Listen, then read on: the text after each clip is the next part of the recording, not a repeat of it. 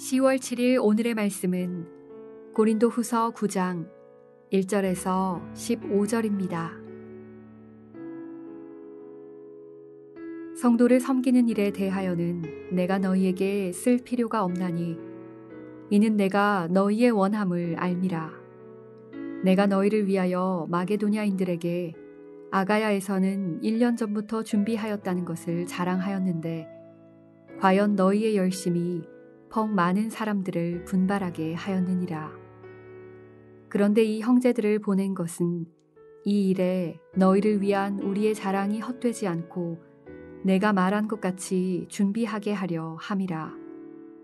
혹 마게도냐인들이 나와 함께 가서 너희가 준비하지 아니한 것을 보면 너희는 고사하고 우리가 이미 있던 것에 부끄러움을 당할까 두려워하노라.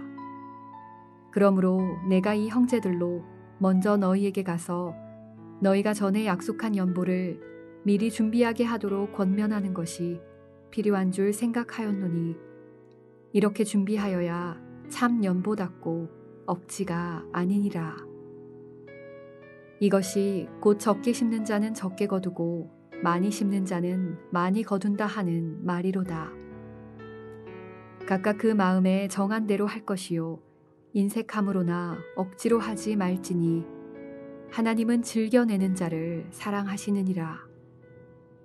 하나님이 능히 모든 은혜를 너희에게 넘치게 하시나니 이는 너희로 모든 일에 항상 모든 것이 넉넉하여 모든 착한 일을 넘치게 하게 하려 하심이라. 기록된 바 그가 흩어 가난한 자들에게 주었으니 그의 의가 영원토록 있느니라 함과 같으니라. 심는 자에게 씨와 먹을 양식을 주시는 이가 너희 심을 것을 주사 풍성하게 하시고 너희 의의 열매를 더하게 하시리니 너희가 모든 일에 넉넉하여 너그럽게 연보를 함은 그들이 우리로 말미암아 하나님께 감사하게 하는 것이라.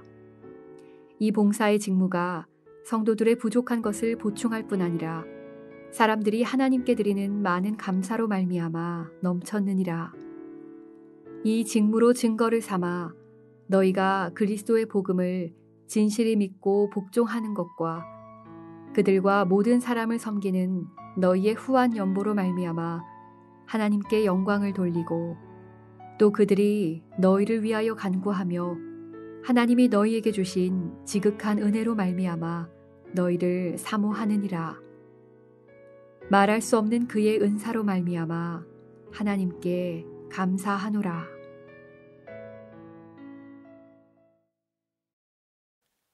안녕하세요. 시드그룹의 헛해명입니다. 오늘 바울은 연보, 즉 구제를 위한 물질적 도움에 대한 이야기를 하면서 연보의 의미와 유익을 다시 한번 설명합니다.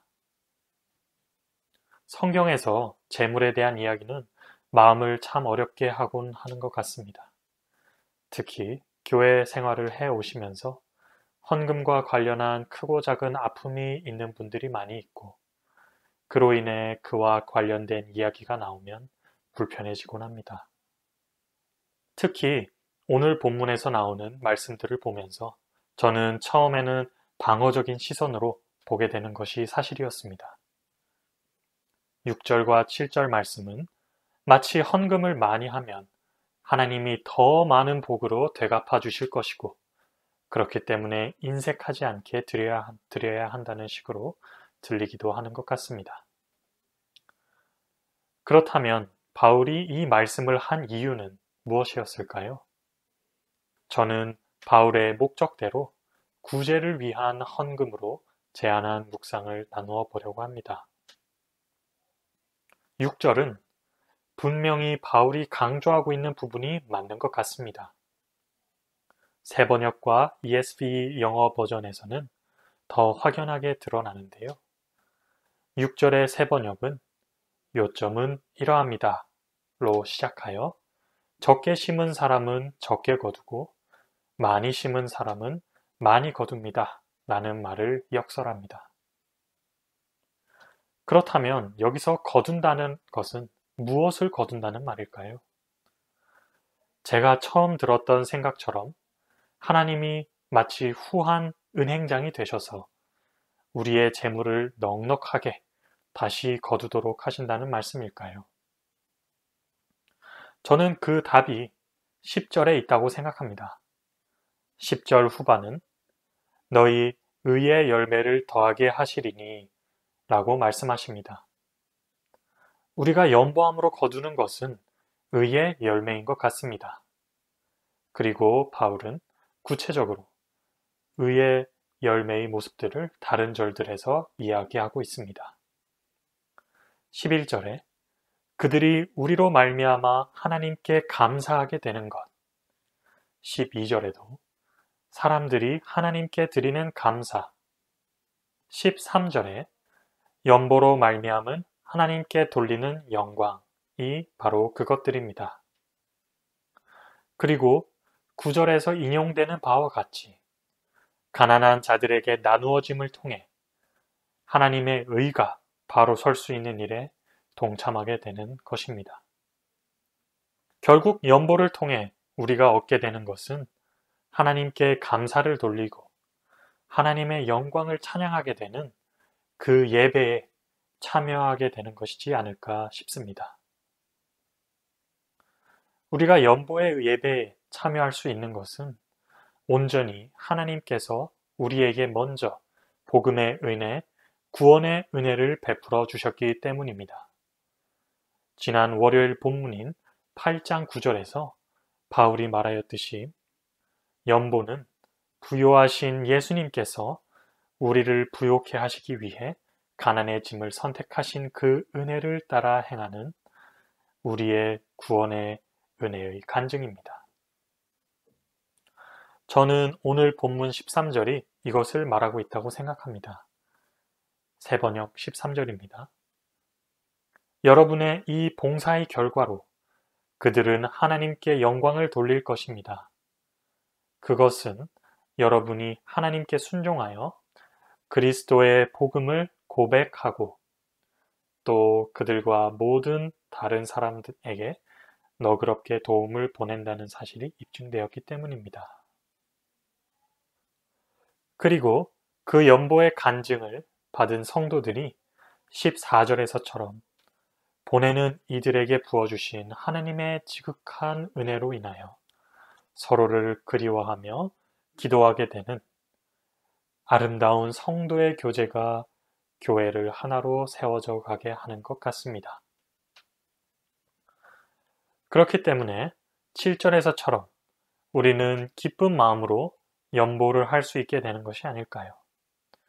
이것이 단순한 재물이 아닌 하나님의 영광을 찬양하고 감사를 돌리며 성도가 하나 되게 하는 아름다운 예배이기 때문입니다. 그렇기 때문에 바울이 미리 연보를 준비하도록 권하는 일은 저에게 깊은 찔림을 주었습니다. 연보가 단순히 돈이 아닌 예배고 찬양이고 간증인데 저는 구제함에 있어서 마음의 준비와 진정성 없는, 사랑이 없는 그런 단순한 기부를 해왔던 것이 아닌가 되돌아보게 됩니다. 특히 코로나로 어려움을 겪고 있는 이 시기에 연보에 대한 말씀을 주신 하나님께 감사드립니다. 우리 주변에 참 어렵고 절망적인 상황으로 힘들어하는 분들이 많은 줄로 압니다. 만일 하나님께서 우리에게 그분들을 도울 씨앗들을 허락해 주셨다면 우리를 영적인 절망에서 구원해 주신 하나님의 은혜를 기억하고 그것을 증거하는 연보를 할 수 있도록 우리에게 기회와 용기를 달라는 기도를 할 수 있었으면 좋겠습니다.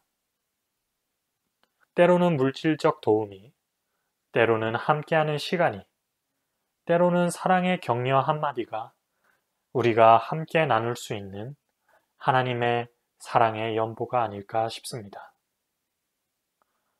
연보라는 한자 뜻은 버려서 누군가를 돕는 것이라고 합니다. 그와 함께 저는 이 연보가 하나님의 사랑을 그리고 우리의 사랑을 전달하는 사랑의 보냄, 연보가 될 수도 있지 않을까 하며 오늘의 묵상을 마치겠습니다. 기도 드리시겠습니다. 사랑의 하나님 아버지, 저희가 오늘 특히 코로나로 어려움을 겪고 있는 이 시기에 연보에 대한 하나님의 말씀을 묵상하게 하심에 감사드립니다. 저희가 언제나 영적인 절망에서 받은 하나님의 구원의 은혜를 잊지 않게 하시고 그것을 표현하는 연보에 기쁨으로 참여할 수 있도록 해 주시옵소서. 사랑의 연보가 나누어짐을 통해 우리 모두가 하나님의 사랑을, 그 구원의 은혜를 다시 한번 기억하고 감사하고 찬양하는 거룩한 예배에 동참하게 해 주시옵소서. 그리고 크고 작은 어려움을 겪고 있는 형제 자매들이 많습니다. 우리가 서로에게 참 연보가 되게 하시고 하나님의 의의 열매가 풍성해지는 우리 교회, 우리 지역 사회가 될 수 있도록 해 주시옵소서. 감사합니다. 예수님의 이름으로 기도합니다. 아멘.